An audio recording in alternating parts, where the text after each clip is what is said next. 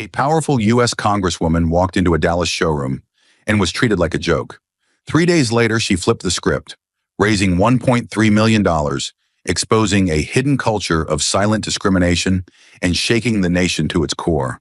Her name, Jasmine Crockett. Her weapon, unshakable silence. What did they say to her? And why is that moment now being called the most dignified rebellion America's ever seen? Stay with us. This is a story worth every second of your time. Though this story is fictional, it stands as a tribute to the powerful ideals Jasmine Crockett represents. Courage, quiet resistance, and unwavering respect for all. The glass door slid open as Jasmine Crockett stepped into the vintage car dealership in Dallas. She wore a simple denim jacket, boots scuffed from a morning school visit, and her hair tied back with quiet precision. No entourage, no designer handbag, just intent in her stride. She wasn't there for show. She was hunting for a 1964 Lincoln Continental, a piece of history to power her scholarship campaign for underprivileged Black students. But the room didn't see purpose. It saw denim. It saw skin. Eyes tracked her with polite dismissal, smirks forming behind manicured hands. A man in a silk tie whispered, "She lost?" Another chuckled. Jasmine kept walking. Her silence was louder than their doubt. She had faced worse.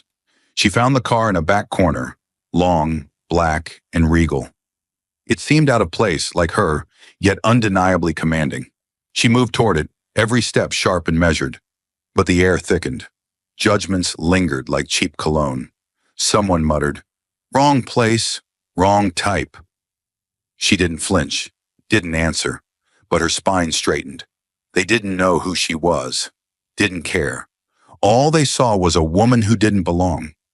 Jasmine stood beside the Lincoln Continental, its black body gleaming under soft track lighting. She wasn't moving much, just observing, waiting.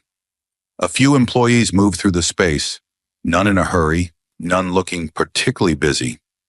Yet somehow, none of them seemed to notice her. Or maybe they did, and simply chose not to. A tall young man in a navy suit walked past her twice without so much as a glance. Another leaned on the front desk, scrolling on a tablet, and when she made eye contact, he looked right past her, like she wasn't standing there. No greeting, no smile, no offer of help, just avoidance, clean and deliberate. She shifted her weight slightly, quietly taking in the room. It was modern, open, and polished. The kind of place that sold status more than cars. On the walls, framed photos of past buyers posing with vintage Mustangs and Bentleys, all grinning in designer sunglasses. In the corner, a glass case showing off limited edition watches. Like time itself was a luxury reserved for a certain kind of person. Jasmine wasn't naive.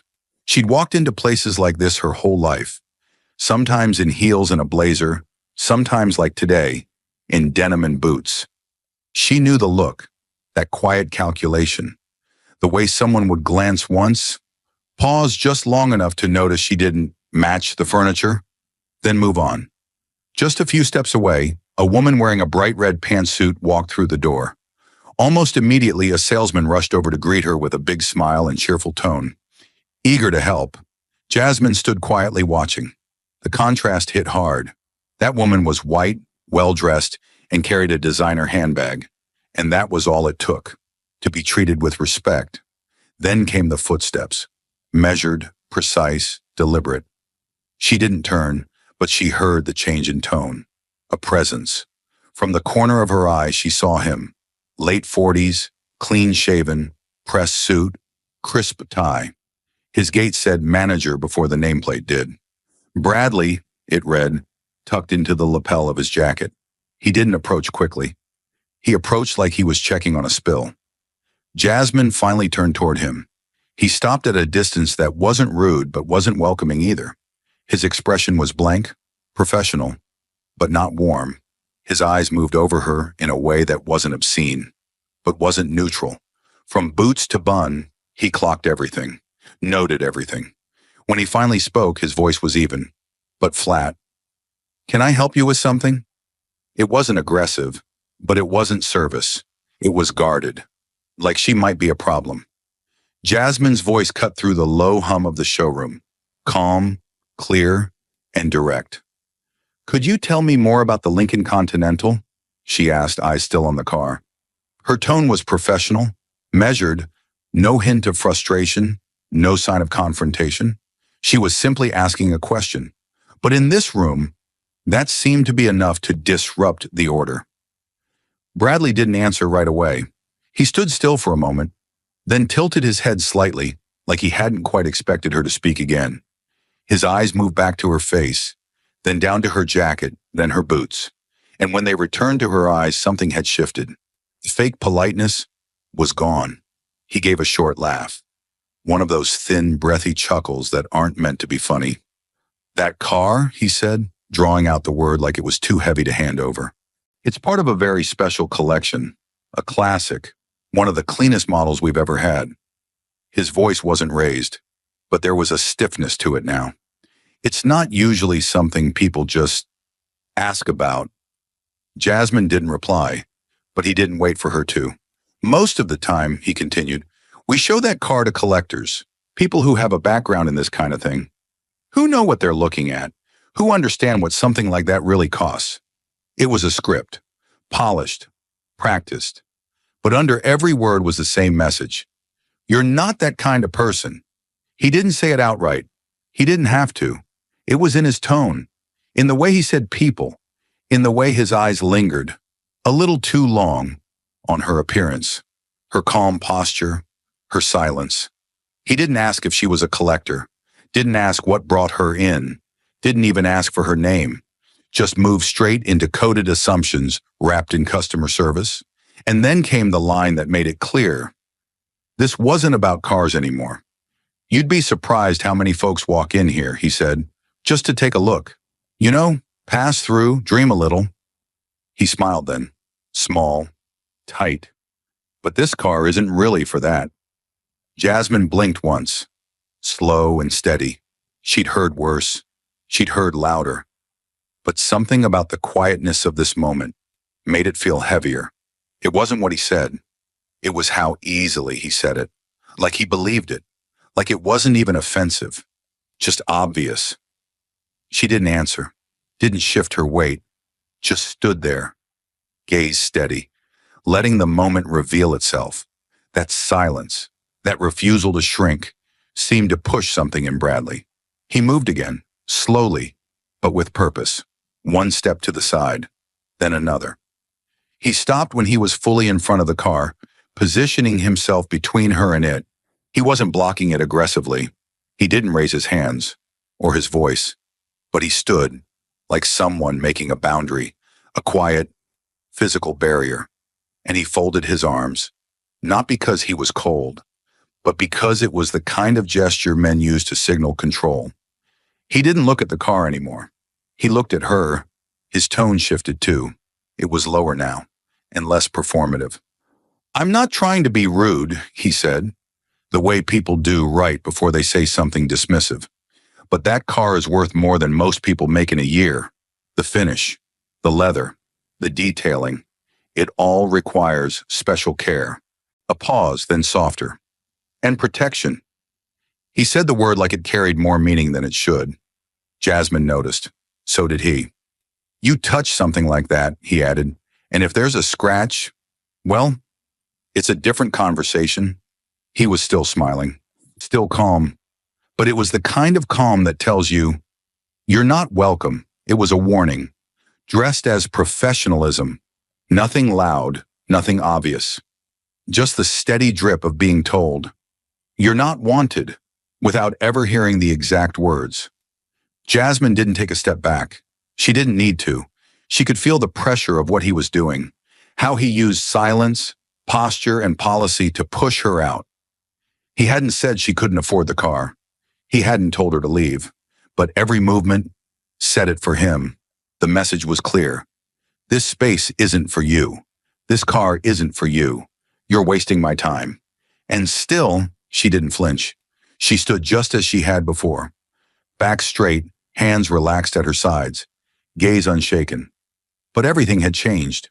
Mood, the energy, the weight of the moment. Other employees across the room had started to notice. The intern at the desk paused his typing. A salesman in the far corner stopped mid-conversation and glanced over. The silence wasn't just between Jasmine and Bradley anymore. It was starting to spread. Bradley glanced around too, quickly, then turned back to her, tone clipped now. "Look, I'm just trying to help you out," he said, as if he were doing her a favor. "There are other vehicles here, great ones, more accessible, things that make more sense." He gestured vaguely behind her toward a row of sedans near the entrance.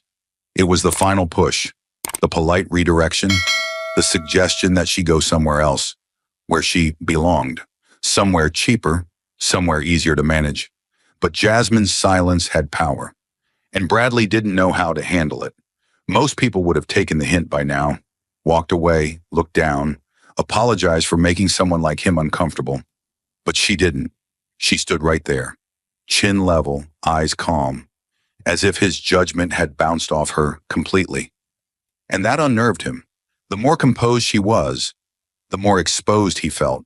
He'd expected her to argue, or retreat, to raise her voice, or demand an explanation he could twist. Instead, she'd said nothing. That stillness challenged everything he believed about who should be standing in that showroom. His frustration had nowhere to go, so it moved through his body. Without thinking, he stepped closer. His hand came up, open-palmed, as if to gesture her aside. But it wasn't a gesture, it was force. Small maybe, but force all the same. The movement was fast and direct, like he'd done it before, like he thought he had the right, the way some people reach for a shopping cart that's in the way or move a jacket off a chair. Except she wasn't a cart, she wasn't in the way, she was a person, and he had just crossed a line. His hand aimed for her shoulder, meant to guide, to push, to make her leave without making a scene. But Jasmine reacted before he even made contact. Her arm came up in one smooth motion, firm but not rushed, and she caught his wrist midair. She didn't grip it hard. She didn't twist or shove. She just stopped it. The way you stop a door from slamming. Quiet, controlled, final.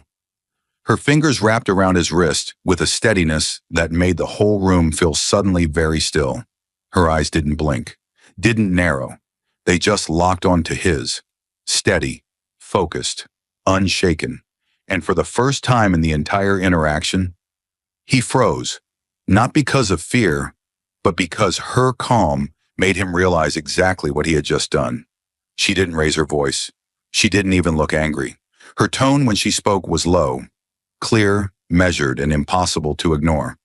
"No one," she said slowly, each word sharp but controlled, "gets to look down on me or anyone just because they don't fit your standards." She wasn't defending herself.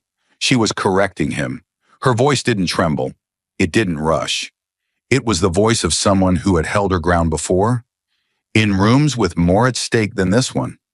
She let go of his wrist, not with force, but with the same precision she had used to stop it.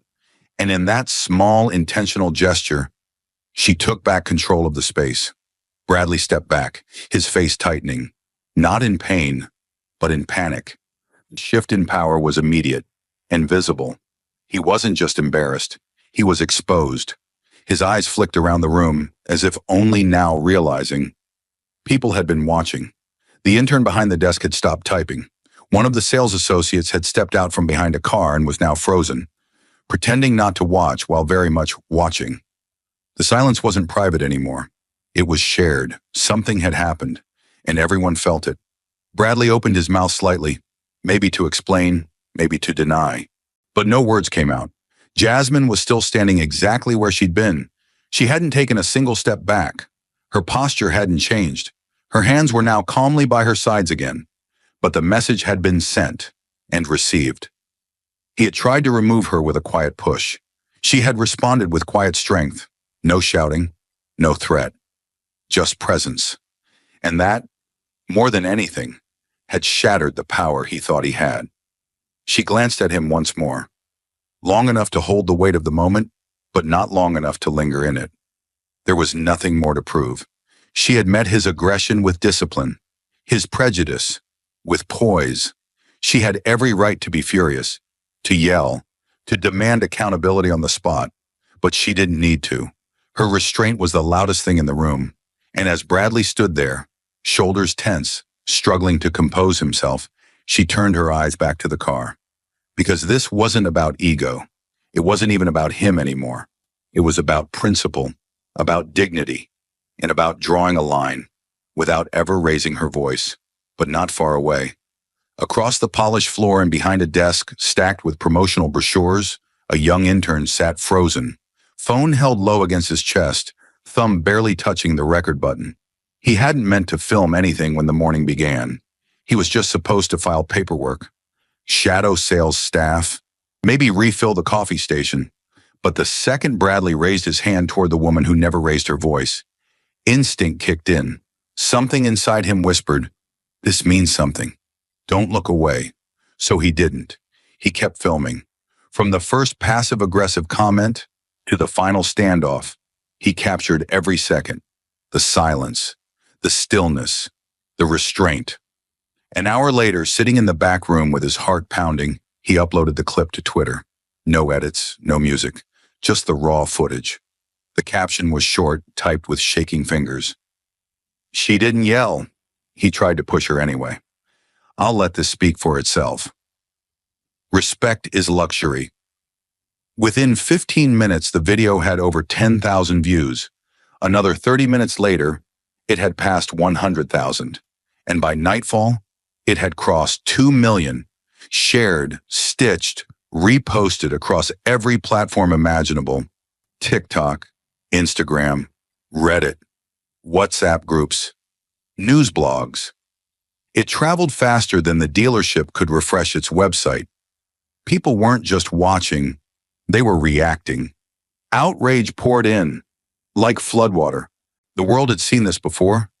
Different faces, different cities, but the same quiet injustice. A woman judged on sight, a man assuming authority, and a confrontation that said more about society than it did about sales.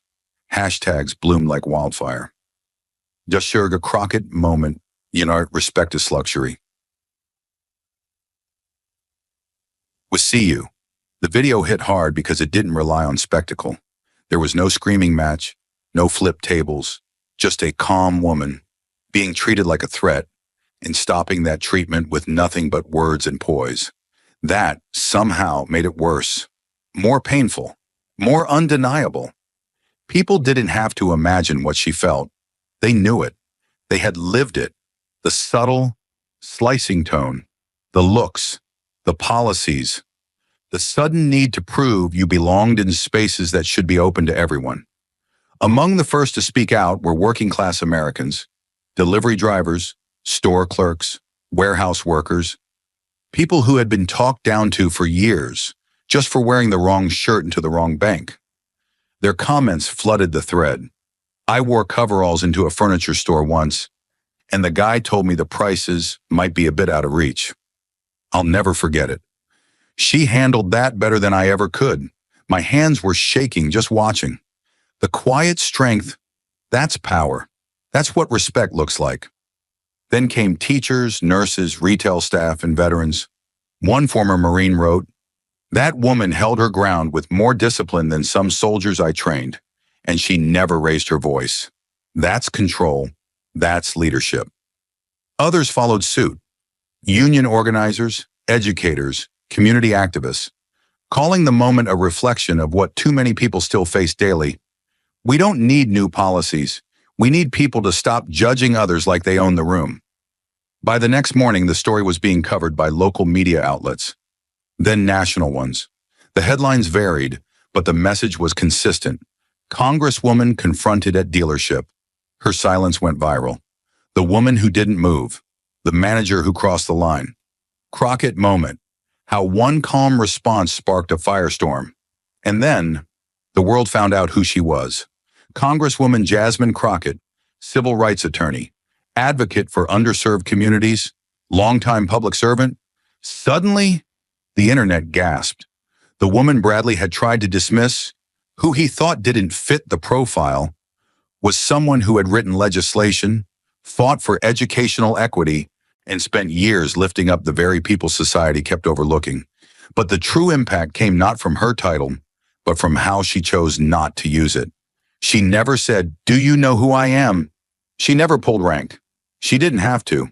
That made it worse for Bradley, because he hadn't just judged a stranger, he had judged a symbol, a woman standing in for thousands, who never had phones pointed in their direction, who never went viral, but who lived that moment every day. The public wasn't just angry, they were united. Petitions began circulating within hours, calling for an official apology, a formal investigation, and a broader conversation about discrimination in luxury spaces. Customers began canceling appointments. Local businesses pulled out of partnership contracts. Comments poured onto the dealership's Instagram account, then Yelp, then Google reviews, turning the showroom's online presence into a case study in public accountability. The general manager's name, Bradley, became a trending term, not just because of what he did, but because of what he revealed. How quietly prejudice can walk into a room wearing a suit and a smile. And still, Jasmine said nothing. She didn't post, didn't speak to reporters, didn't rush to respond, because she knew this wasn't just her story anymore. It had become something bigger. Her silence on camera had become a rallying cry.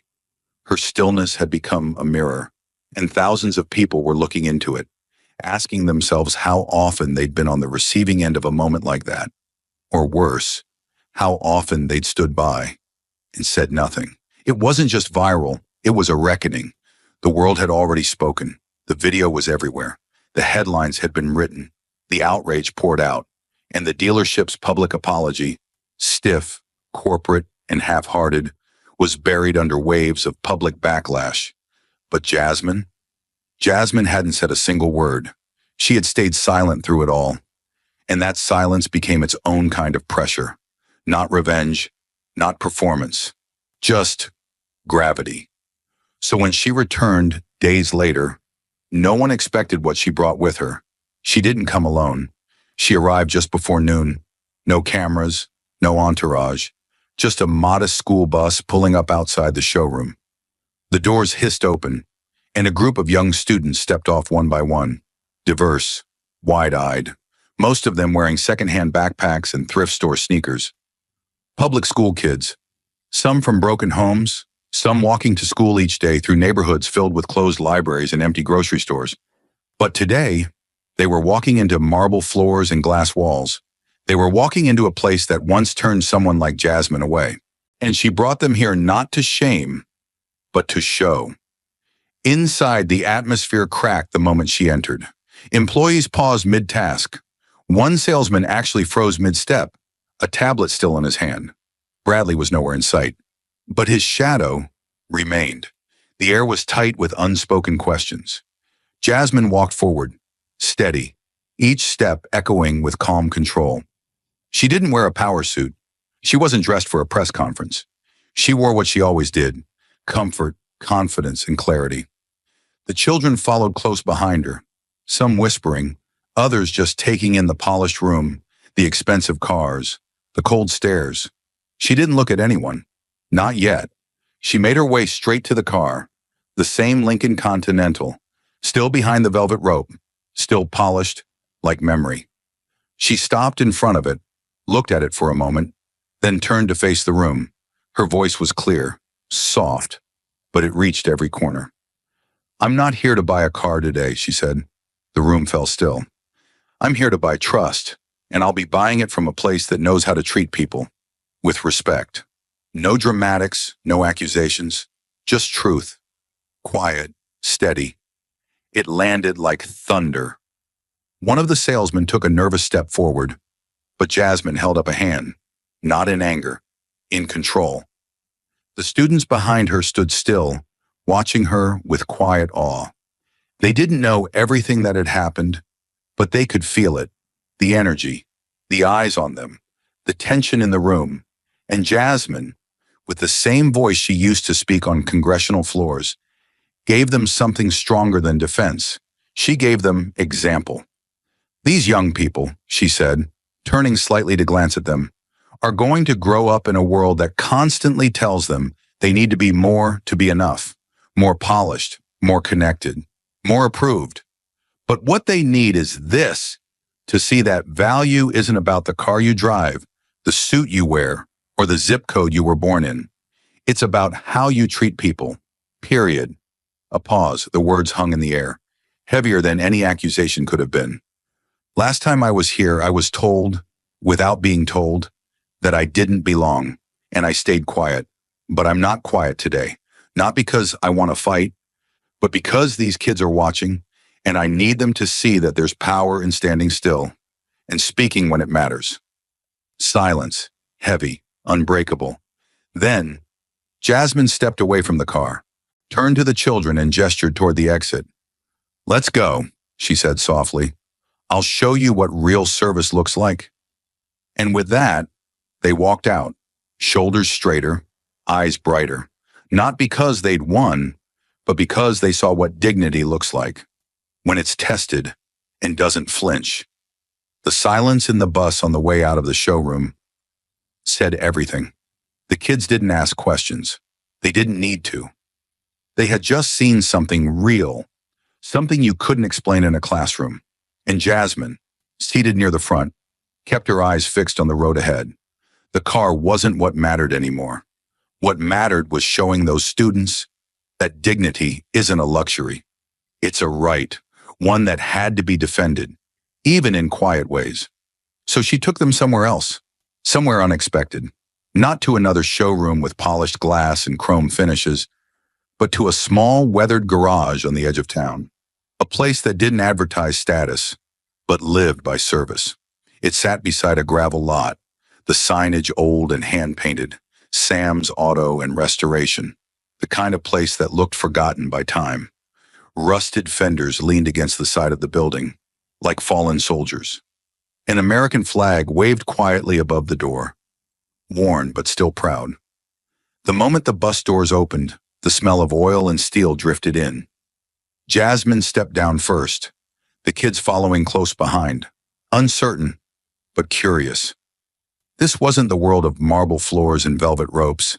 It was real, gritty, honest, and waiting at the door was a man in his late 60s, gray-bearded, denim shirt stained from years of labor. One hand resting lightly on his belt, his posture was straight, not from arrogance, but from years of training. His name was Sam Thatcher, a former Marine, a mechanic, and a father who had buried his only son after Iraq. He extended his hand before Jasmine could speak. "You must be Congresswoman Crockett," he said, voice gravelly but warm. "Heard what happened. Can't say I'm surprised, but I'm damn glad you walked out." His handshake was firm, not performative. Jasmine smiled. "I didn't walk out," she replied. "I walked through." Sam looked past her at the students, nodded once, then waved them all inside. "Come on in. Don't mind the mess. This place ain't pretty, but what we build here lasts." The inside of the garage was cluttered, but alive. Tools lined the walls. Faded military posters hung beside family photos. The faint sound of an old radio buzzed through a cracked speaker. There were no suits, no sales pitches, just the sound of work and truth. And in the center of the bay, beneath a blue tarp, sat a dusty, forgotten body of a car. Long, solid, black paint chipped from time. "That's her," Sam said. 1964 Lincoln Continental. Came in 6 years ago. Owner never finished paying for the framework. Been sitting ever since." Jasmine stepped forward, ran her hands slowly along the dusty fender. "She's still got something left," she said. Sam nodded. "She's got everything left," he replied. "She just needs someone who sees it." Jasmine turned to the students. "This," she said softly, "is what real respect looks like. Not because it's fancy, not because it's expensive, but because it's built by hands that care." She looked back at Sam. "How long to bring her back to life?" He scratched his beard, stepped around the hood, inspecting it like a surgeon assessing an old injury. 3 months, 4 if we do it right. Won't be cheap, won't be fast, but she'll be perfect." Jasmine didn't hesitate. "Do it." The answer came not from money, but from conviction. Sam didn't flinch. He didn't ask to see her bank account. He didn't ask for a deposit. He just nodded again. Then I'll get started tomorrow. The kids watched all of it unfold. Not like a transaction, but like a passing of something sacred. The kind of trust that couldn't be bought, only earned. And Jasmine was standing in a garage filled with dust and grease and grief, felt something she hadn't felt in that luxury showroom. Seen, equal, whole. Before they left, Sam walked Jasmine to the edge of the lot, away from the kids, his voice quieter now. I lost my boy in 2008, he said. His name was Eli. He wanted to open a place like this with me. Didn't make it home. Jasmine bowed her head slightly. I'm sorry. Sam nodded, eyes misting, but steady. You know what I see when I look at that car? He asked. The same thing I saw in him. Something that shouldn't be thrown away, just because it's no longer polished. Jasmine placed a hand on his shoulder. That's why I came here, she said, because people need to see that value isn't always obvious. Sometimes it's covered in dust or doubt, but it's there. She looked back at the car. And when it's brought back to life, people remember. The two of them stood in silence for a moment, the wind shifting around them, carrying the quiet weight of everything unspoken. No reporters, no hashtags, just a small act of restoration, of metal, of memory, and of something larger than either of them. And as the bus pulled away, Jasmine looked back one last time at the garage. The tarp, now lifted halfway.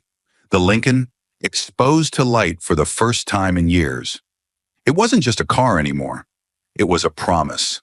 One being rebuilt, bolt, by hands that knew what loss was, and still chose to build anyway. The work had taken nearly 4 months. 4 months of rebuilding, resanding, rewiring, every bolt, every stitch, every curve of the car, treated like a second chance. Sam and his small team had worked around the clock, sometimes sleeping in the garage, sometimes crying when no one else could see. What started as a project had become something personal. Each time Sam touched the steering wheel, he thought of Eli. Each time he wiped the chrome clean, he thought of Jasmine's words. By the end, the Lincoln wasn't just restored, it was reborn. The day it rolled out of the shop, black paint glistening under the Texas sun, it no longer belonged to the past. It was a message wrapped in steel. Word spread quickly. Media outlets picked up the story again, first local, then national. The car that prejudice tried to stop, one headline read. Another called it a vehicle with more soul than engine. But Jasmine didn't speak to reporters. Not yet. She was waiting for the right moment, the right setting, the right audience. And that moment came on a spring evening at a charity auction held in a converted airplane hangar just outside Dallas. The event had been organized in partnership with the newly formed Common Ground Scholarship Fund, a nonprofit Jasmine quietly launched in the weeks following the viral video. Its mission, to fund college tuition for underserved students, especially those who had been made to feel like they didn't belong in the rooms where futures are decided.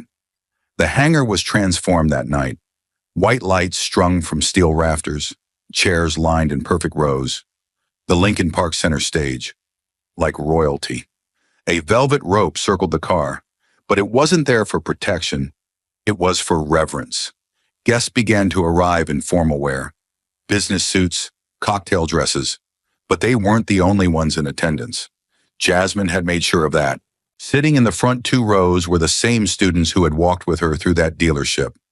Now they sat in ties and polished shoes, borrowed dresses and pressed collars, not to impress anyone, but to remind everyone what this night was truly about. When the bidding began, no one expected what happened next. The opening price started at $100,000. Hands went up quickly. $150,000, then $250,000, then $500,000. By the time it crossed the $1 million mark, the room had gone silent. Not because of the number, but because of what it meant. The people bidding weren't just buying a car. They were buying the right to say, I stood for something when it mattered. When the final bid came in, $1.3 million, the room erupted. Not with a flash of celebration, but with something deeper, gratitude, Purpose. Redemption. Jasmine stepped to the podium as applause faded. She wasn't wearing anything extravagant, just a black blouse and a pin with the initials CGF over her heart. The crowd hushed the moment she reached the microphone. Cameras flashed, but she didn't speak to them. She spoke to the room. Some people saw this as just a car, she began. Just metal, paint, wheels. She paused. Her eyes scanned the crowd, not for donors, but for the kids. And when she found them, she smiled. But to me, it was something else. A symbol, a mirror, a line someone tried to draw between what I was allowed to want and what they thought I deserved. And I knew then, this car had to mean more than horsepower and leather seats. It had to become something that carried our hopes forward, not just my own. There was no need for theatrics. The room was locked in, every breath held. Because sometimes, she said, a car isn't just a vehicle. It's trust. It's dignity.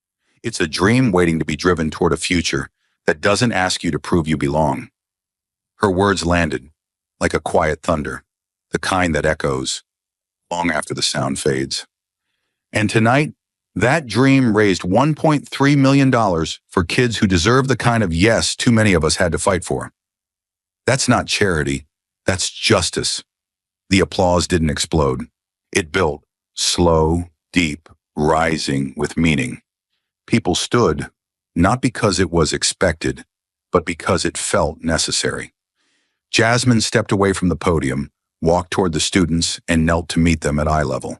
"This is yours," she whispered, "and no one can take it from you." Behind her, the Lincoln shimmered under the lights. A car once used to exclude now stood as a symbol of inclusion, rebuilt, reclaimed, reborn, and ready to drive someone's dream home. But while the lights dimmed on the charity auction stage and the restored Lincoln was rolled into its new life as a symbol of change, back at the old showroom, the ground was quietly starting to crack. What Jasmine had left behind wasn't just a silence. It was a fault line. And now, the pressure was breaking it open. The video had done more than go viral. It had opened a door to stories, to patterns, to pain. And through it came a flood of voices, many who'd never been filmed, never been heard, but had lived through the same humiliation Jasmine faced that day. Men and women from every walk of life began speaking up. Their stories weren't dramatic. That was the point. They were common, which made them even more damning. Within days, local journalists began investigating. At first, the dealership released a generic statement about retraining and recommitting to inclusion. But it was already too late. The public didn't want promises. They wanted answers. And what followed was a slow, unstoppable unraveling. Former employees came forward, 3 anonymously, 1 on record. Each told the same story: a toxic culture where appearance decided priority, where sales training included unwritten rules about who to approach and who to ignore. One former salesman described being quietly warned not to waste time on walk-ins who don't look like they're here to buy. Another recalled seeing Bradley shut down an older black couple with a single glance. "They don't have the right energy," he'd said. That phrase, the right energy, kept coming up in testimony after testimony. It had no clear definition. That was the point. It gave management plausible deniability, while giving staff permission to discriminate. Race wasn't mentioned directly. Neither was class. But both were baked into every decision, every sidestep, every cold shoulder dressed in polite words. Customers came forward with receipts, emails, voicemails, text messages that hinted, dismissed, or outright refused appointments once staff saw their LinkedIn photos or heard the wrong zip code. And slowly, painfully, a picture emerged. What happened to Jasmine wasn't shocking. It was standard. The dealership's name became national shorthand for performative luxury. Headlines sharpened, "Behind the Glass: What Really Happens at Crestview Luxury Autos." More than a moment, a pattern of silence and prejudice. A well-known civil rights group launched a formal complaint with the state consumer board. An internal investigation began, and within weeks, the dealership's brand partners began distancing themselves. A luxury automaker pulled out of an exclusive event. A financial institution froze their promotional campaign with the dealership. It wasn't just PR damage anymore. It was structural collapse. And at the heart of the storm, Bradley, the man whose smirk once filled the showroom, now disappeared into it. First, he stopped showing up in public. Then he stopped taking internal meetings.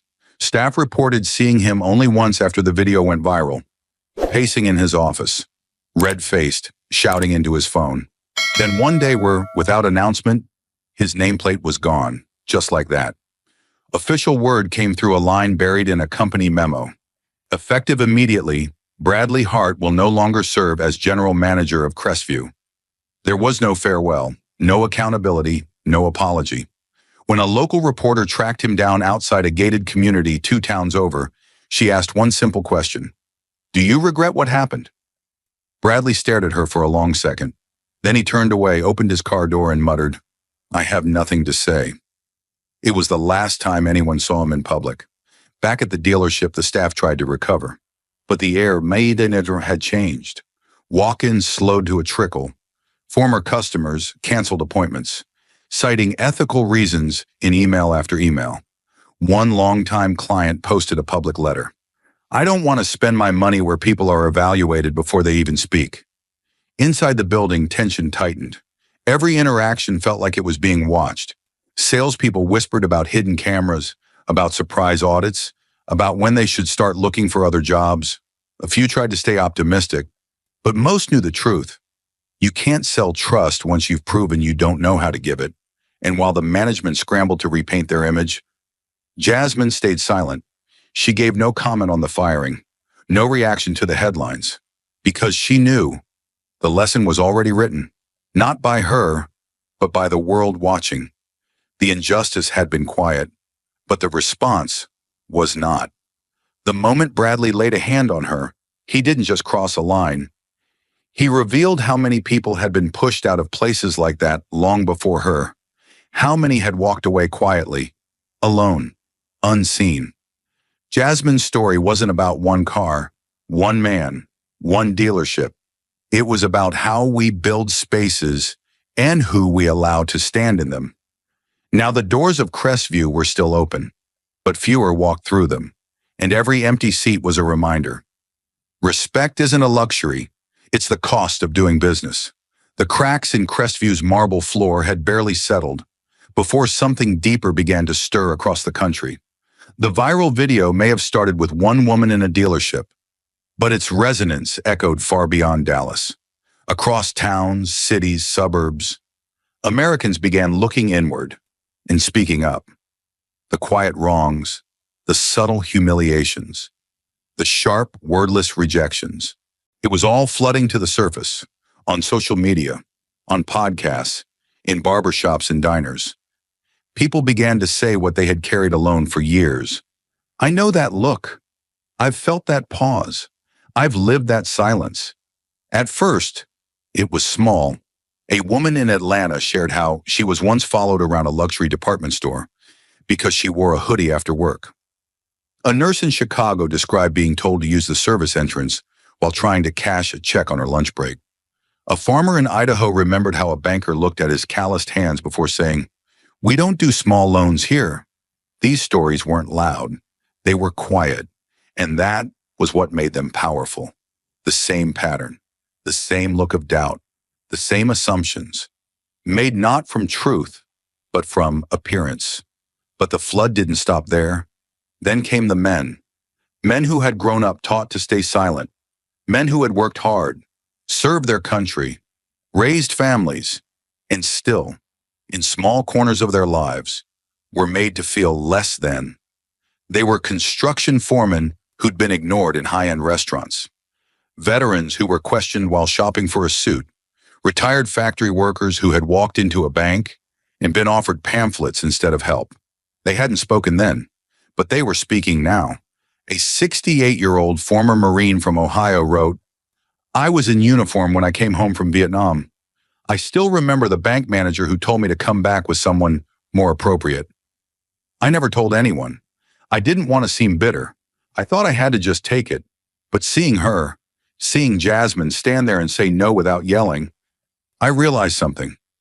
We should have said something a long time ago. Another story came from a retired postal worker in New Jersey. I was wearing work boots when I went to test drive a Cadillac in 1989. The salesman told me, "Let me show you the used section instead." I paid cash somewhere else that week. I never forgot the way that felt. Now, I want to say it out loud. It was a reckoning, but not just about race. It was about class, dignity, tone, presence. It was about how America still used surface judgments to sort its people. Who gets a welcome? Who gets a warning? Who gets the smile? And who gets the clipboard? Jasmine watched it all unfold with the kind of steady resolve only hard-lived experience can build. She didn't try to control the wave. She let it rise. And then she gave it direction.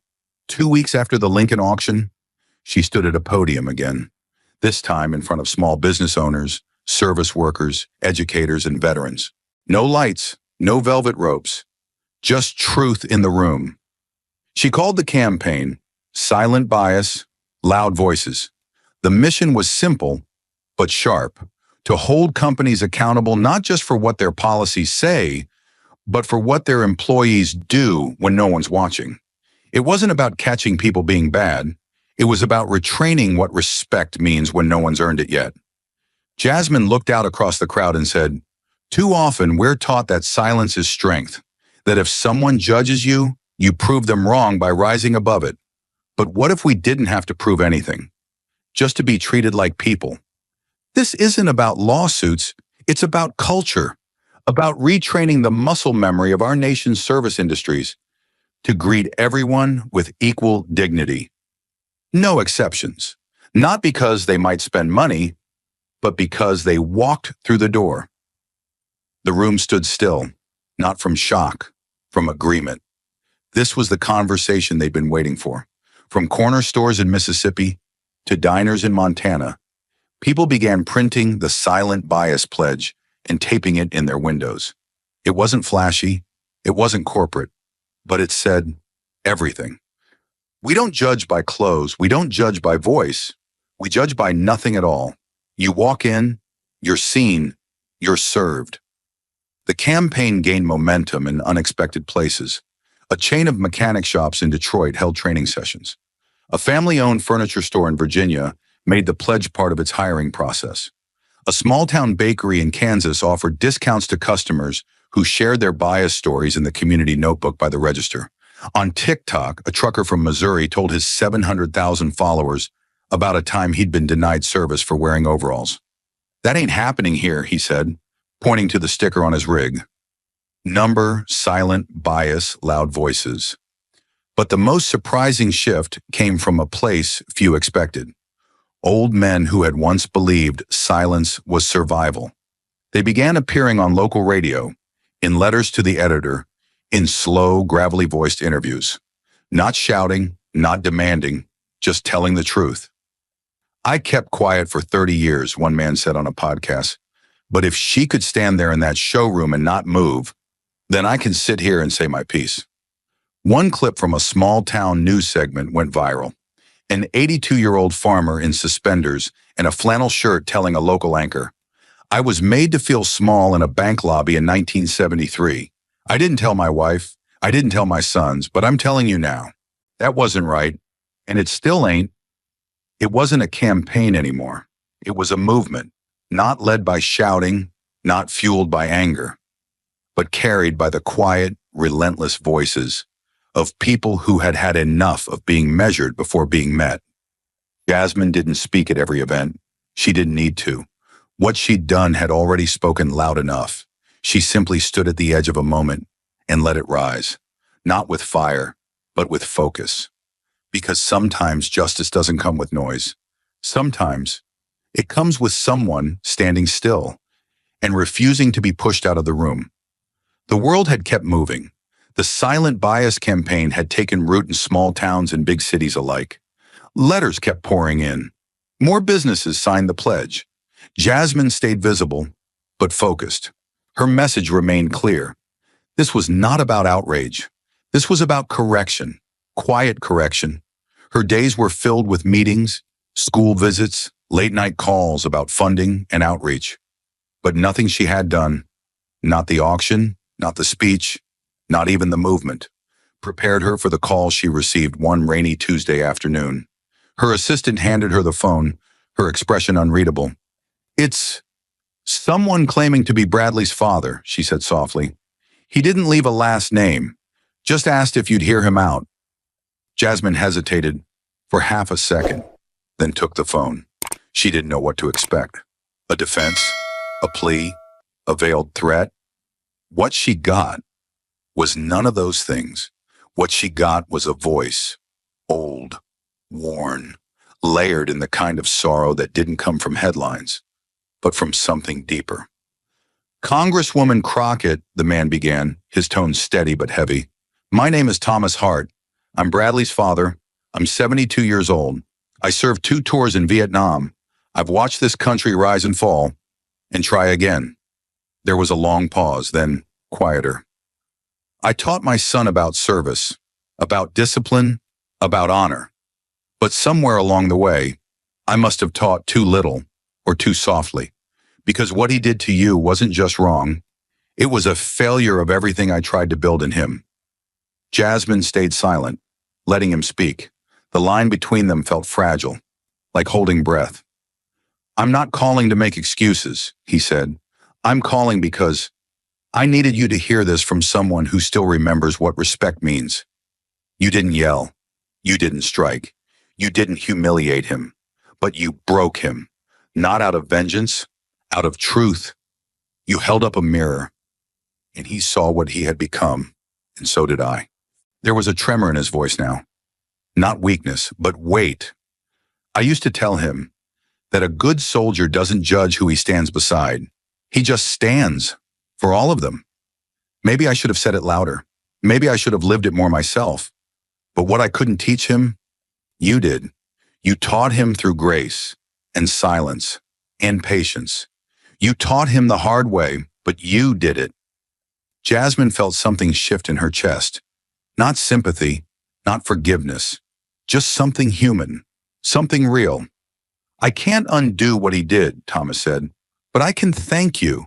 And I can ask, if you have the strength left to stand before more men like me, men who are trying to unlearn their silence, men who need to hear the story from someone who didn't fight back, but still won."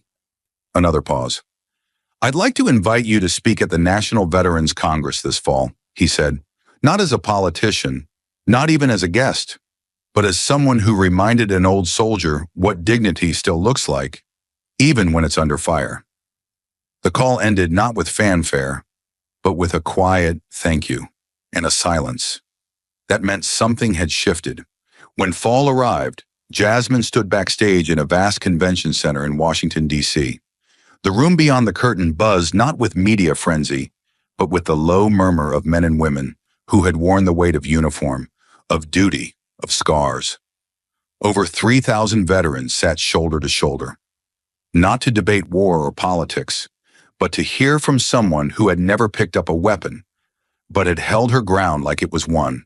She wore no medals, no political pins, just a dark suit, a notebook, and the same calm strength that had become her signature. When her name was called, the applause wasn't thunderous, but it was real. And when she stepped to the podium, the room went still. She looked out, not into a sea of strangers, but into a field of stories. Eyes that had seen more than most could carry. Men and women who knew what it meant to be judged before speaking, or worse, to stay silent out of fear of being misunderstood. Jasmine began softly, but with steel behind every word. "I never served in uniform," she said, "but I've stood in rooms where I was treated like a threat for simply being present. I've walked into spaces where my silence made people nervous, where my calm was mistaken for ignorance, where my posture was seen as defiance." She paused, scanned the faces, then continued. "But I never raised my voice, because I was raised by people who taught me that real strength isn't how loud you get. It's how still you stay when someone tries to push you out." There were no cameras broadcasting this speech, no viral clips waiting to explode. But Jasmine didn't need the internet to hear her. She had the room. And in that room were men who had fought in foreign jungles, lost friends in sandstorms, and returned home to be treated like burdens instead of heroes. You understand what it's like to be misjudged, she said, to walk into a room and be told, quietly or otherwise, that you don't belong, that you're too damaged, too worn, too loud, too quiet, too something. But what you taught this country, what you taught me, is that character isn't decided by appearance. It's revealed under pressure, it's proven in restraint, and it's remembered by how you made people feel when they were most invisible. When she finished, she stepped back from the mic. No music played, no screen lit up, but slowly, the room stood, not with the urgency of applause, but with the gravity of respect. One by one, old boots, worn knees, raised chins, quiet dignity. Among them, in the third row from the front, was a 72-year-old man with silver hair and a Marine Corps pin on his lapel. He didn't clap. He didn't speak. He just placed a hand over his heart and nodded once.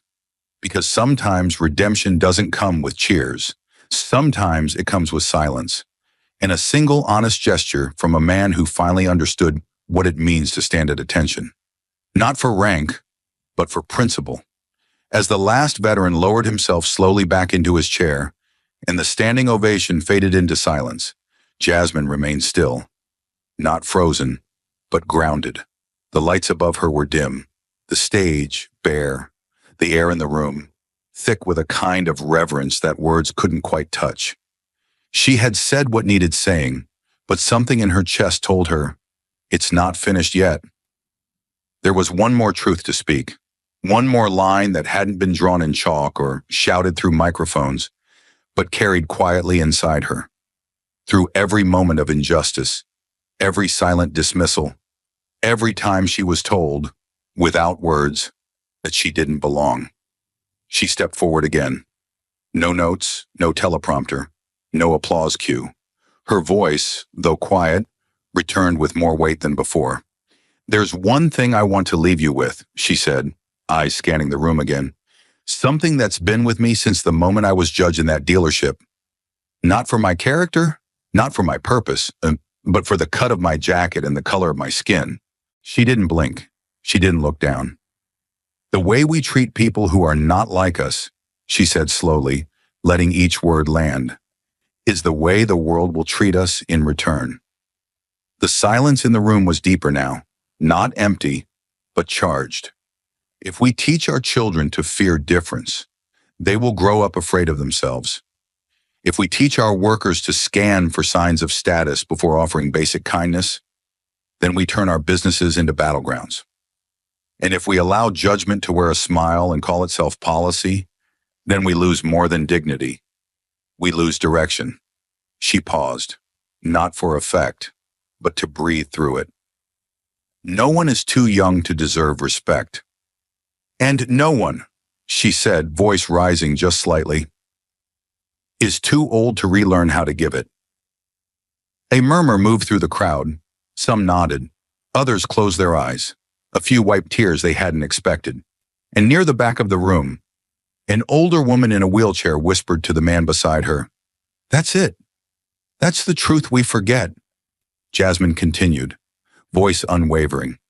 We all grew up in systems that trained us to look for difference first: race, accent, clothing, posture, zip code. And we were taught that those things told us who someone was. But they don't. They never did. What tells you who someone is how they carry themselves under pressure, how they treat the person with the least to offer them. She stepped back now, not because she was done, but because she had given the room back to itself. The message was no longer hers. It had been handed off, from her heart to theirs, from one room to a nation. Because what Jasmine had just said wasn't only a reflection, it was a warning and a map. Outside the convention hall that evening, the air was cooler than expected. The sun was slipping below the horizon, dragging with it a soft orange glow that pooled across the concrete like spilled gold. Jasmine stood alone for a moment beside a flagpole, her hands folded in front of her. The rush of the day had passed. The weight of the speech had settled. What remained was a strange stillness. Not peace exactly, but clarity. The kind that doesn't come from winning. The kind that comes from enduring and still choosing grace. A man approached slowly from behind. She didn't turn. She didn't have to. "I served 32 years, he said, his voice low, gravelly. "Thought I'd seen it all. Desert, politics, loss. But today, you reminded me I've still got some learning left to do." She turned to face him. He looked maybe 75. Wrinkled hands, military pin on his lapel. No press badge, no fanfare. Just truth in his eyes. "I taught my kids to work hard, keep their heads down, not cause trouble. But now I wonder if I should have taught them how to stand still instead. How to look someone in the eye and say, 'You don't get to decide who I am.'" He let out a quiet breath. "You said it without ever saying it. That takes more strength than most men I've known." Jasmine nodded once gently. "Respect isn't loud," she said, "but it's unforgettable." They stood in silence a little longer. 2 generations, 2 different wars, same truth. Over the next few weeks, that line, "No one is too old to relearn respect," began surfacing in places no one expected. It was quoted on news segments, printed on T-shirts, painted on murals across school gymnasiums and courthouse walls. A sheriff in North Carolina posted it above the station entryway. A librarian in Montana printed it on every receipt. A barber shop in Detroit carved it into the side of their mirror. It became more than a quote. It became a challenge, a mirror, and a new kind of pledge. Because somewhere, beneath the noise of trending hashtags and media cycles, something else was rising. A hunger for decency that didn't ask for permission. A quiet uprising of values that didn't need a microphone. Only a backbone. Jasmine never asked to become the symbol of that shift, but she became the voice that helped carry it forward, not by shouting louder than the injustice, but by never lowering herself to its level. Thank you for watching until this moment and for standing with us on this journey for justice. Your support means everything. Like, subscribe, and turn on notifications so you never miss what's next. And we'd love to hear your thoughts. Leave a comment below and let us know what moved you most in this story. Together, our voices make a difference.